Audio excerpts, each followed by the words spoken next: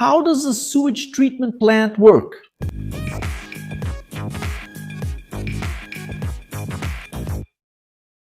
Hey, engineering enthusiasts! Today we're going to unravel the mystery of a place that's fundamental to the health of our cities and our planet, the wastewater treatment plant, or simply WWTP. Have you ever stopped to think about where all the water goes after we take a shower, wash the dishes, or flush the toilet? That water that goes down our drains doesn't just magically disappear, it becomes sewage. And this sewage, if not treated, can cause serious public health problems and pollute our rivers, lakes, and oceans. That's why wastewater treatment plants are so important. They're like cleaning factories that take this dirty water and turn it into something that can be returned to nature without causing harm. But how does such an essential place work? And what are the steps to clean something as complex as sewage? Before we get into the treatment steps, it's crucial to understand exactly what sewage is and why it can't just be discarded carelessly. Sewage is basically all the water we use in our homes, industries, and businesses, which, after being used, becomes contaminated with various substances. It's a complex mixture that contains organic matter, microorganisms, solids, nutrients like nitrogen and phosphorus, and chemical substances.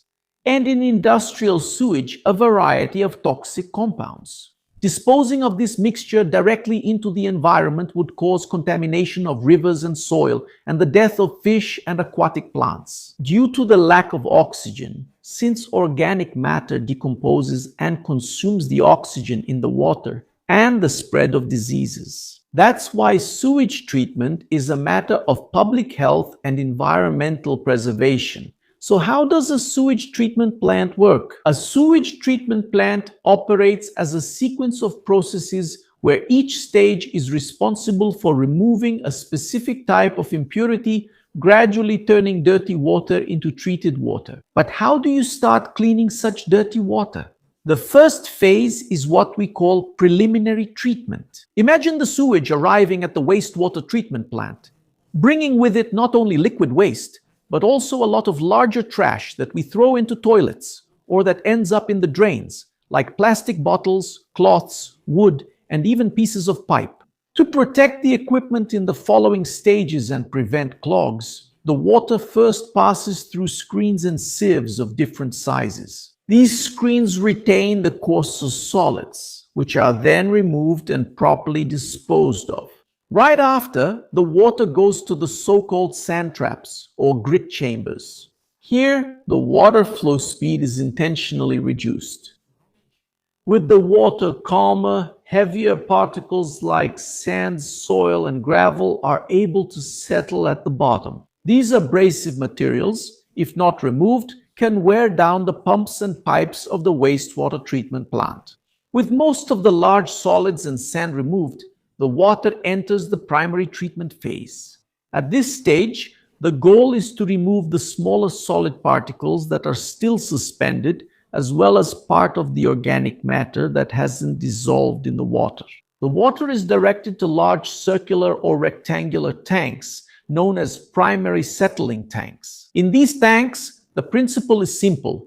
The water remains still for a period of time. During this resting period, gravity does its job. The suspended particles and denser organic matter begin to sink slowly, forming a layer of sludge at the bottom of the tank.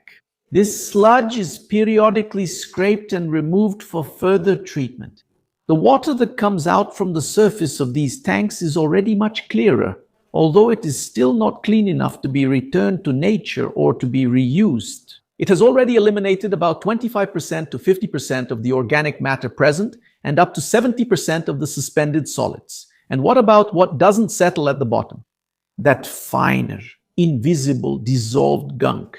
This is where biology comes into play in a spectacular way. The secondary treatment is the most important phase for removing the dissolved organic matter that the physical processes couldn't catch. And the ones who do most of this work are millions of microorganisms like bacteria and protozoa that already live naturally in the sewage. The water from the primary treatment is directed to large aeration tanks. In these tanks, powerful pumps constantly inject air into the water, providing oxygen. With the presence of oxygen, the beneficial microorganisms that need oxygen to survive multiply rapidly and begin to feed on the dissolved matter in the sewage. They convert it into carbon dioxide, water, and more biomass, that is, more microorganisms. This process is known as biological treatment, and the most common type is activated sludge. After this digestion of organic matter, the mixture of water and microorganisms, now in large quantity, forming activated sludge, moves on to another set of tanks, the secondary clarifiers. Again, the water is left to rest, and the activated sludge, now denser because it has absorbed the organic matter, settles at the bottom. Part of this sludge is recirculated back to the aeration tanks to continue the process, and the rest is sent for sludge treatment. The water that overflows from these secondary clarifiers is already significantly cleaner, transparent, and with most of the matter, matéria orgânica removida. And to make sure the water is really clean for the environment, in some treatment plants, especially those that need to meet stricter disposal standards or are located near sensitive bodies of water, there is an additional step called tertiary treatment. This phase aims to remove specific impurities that may have passed through the previous steps, such as nutrients, nitrogen, and phosphorus, which can cause excessive algae growth in rivers and lakes, and even some pharmaceutical residues. Tertiary treatment can involve different technologies, such as advanced filtration, passing the water through sand or activated carbon filters, chemical processes for nutrient removal, or even membranes. The goal is to further refine the quality of the water before it is discharged, and to make sure that nothing unwanted is left before returning the water to nature. The final stage for most treatment plants is disinfection. Even after all the previous stages, there may still be some pathogenic microorganisms that survived. To eliminate them and ensure that the water returned to the environment is safe, disinfection methods are used.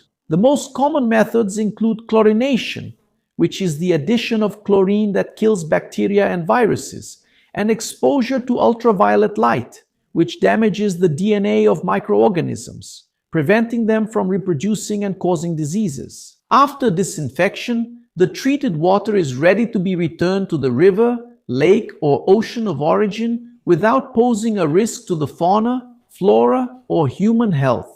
But what about all that dirt that was removed? Where does it go? It's important to remember that during treatment, it's not just clean water, but also a large amount of solids called sludge generated in the primary and secondary phases. This sludge is rich in organic matter and microorganisms and also needs to be treated. Sludge treatment usually involves thickening steps to reduce the volume, digestion, where anaerobic microorganisms, that is, those that live without oxygen, stabilize the organic matter. And they can even generate biogas, a source of renewable energy, and dewatering to remove water from the sludge, turning it into a solid cake. This treated sludge can have various destinations, such as use in agriculture as fertilizer if it meets strict quality standards, incineration, or safe disposal in sanitary landfills. And after all that, can you drink this water?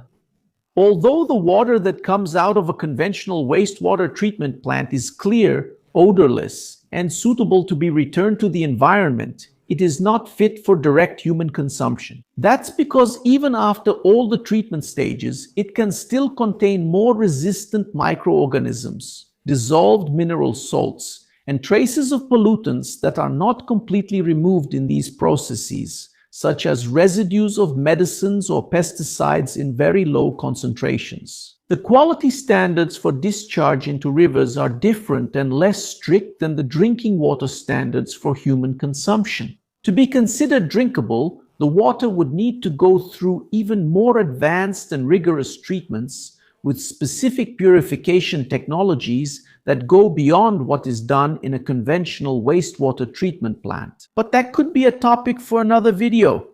If you've made it this far and enjoyed the video, Take the opportunity to subscribe if you haven't already, leave a like, and turn on the notification bell.